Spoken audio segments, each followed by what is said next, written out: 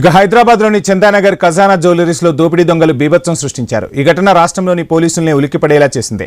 షాపులోకి చొరబడ్డ 6 దుండగులు 2 రౌండ్లు కాల్పులు జరిపి షాపులోని వెండి వస్తువులు 1 గ్రామ్ గోల్డ్ ఎత్తుకెళ్లారు. అయితే గంటల వ్యవధిలోనే పోలీసులు దొంగల ముఠాను పట్టుకున్నారు.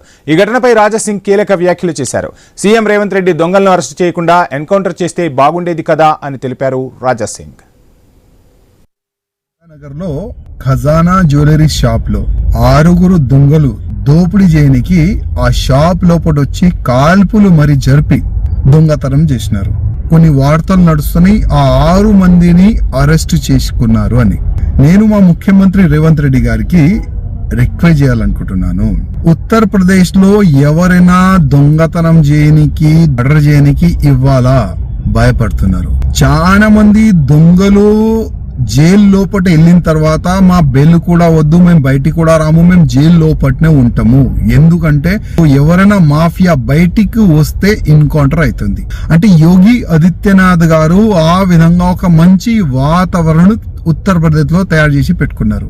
రేవంత్ రెడ్డి గారు మన తెలంగాణ ప్రజలని కాపాడడానికి కొన్ని ఎన్కౌంటర్ మీరు కూడా చేపియాలి. తెలంగాణలో కూడా ఒక అట్లాంటి వాతావరణం క్రియేట్ కావాలి. ఎవరైనా వేరే రాష్ట్రంలో ఉన్న దొంగలు తెలంగాణ